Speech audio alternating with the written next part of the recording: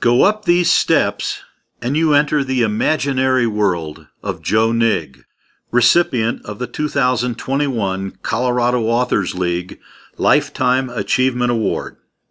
It's a world populated with griffins, dragons, sea monsters, and fabulous beasts of all sorts. And it exists in a small house on Clayton Street in Denver that was built in 1898 because of Cal's Christmas party at Marjorie Barrett's home in 1980. When I entered that old Downing house of hers, her father, William Barrett, the Dean of Denver Novelists, was sitting next to the fireplace in very distinguished sport coat, tie.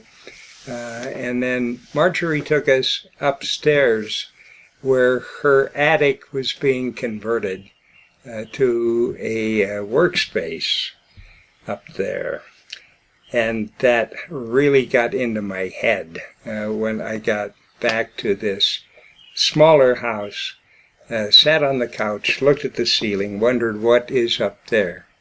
It took some major renovation to add the stairway, but eventually Joe had a beautiful room. Joe was new to Cal when he attended that Cal Christmas party and aspired to be a novelist, but instead he wound up writing about mystical, magical creatures. I had 3 novels that I was interested in selling, and that was again back in the early 80s. And Tom said, hey, there is this publisher looking for books.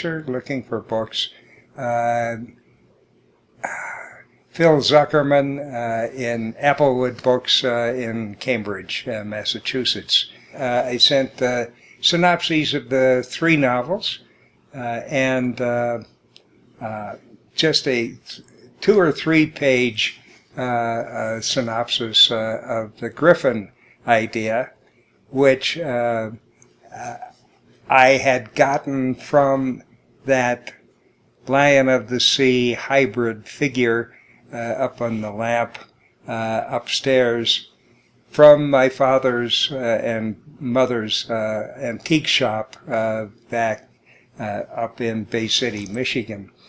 9 months later, gestation period, Bill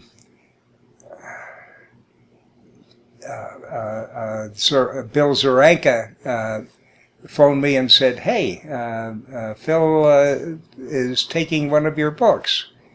Oh, God, I will finally after all these years, get a novel published.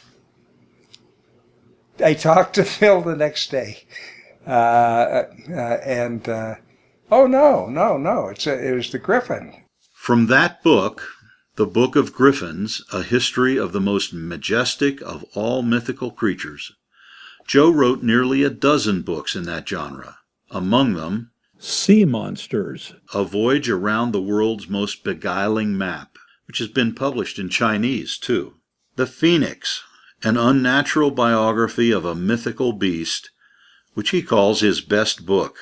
And How to Raise and Keep a Dragon, unquestionably his most widely read book. Joe's books have been published in as many as 20 languages, but he has no idea how many copies have been sold worldwide.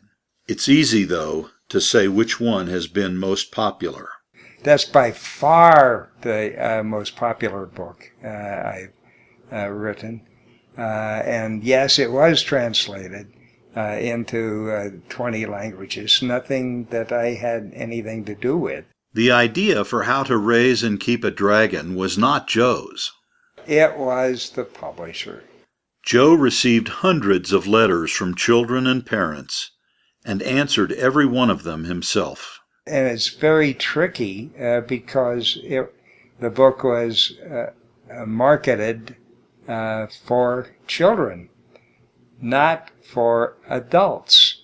And I had added, because it was satire, suppliers around the world where you could order particular breeds and sizes of dragons.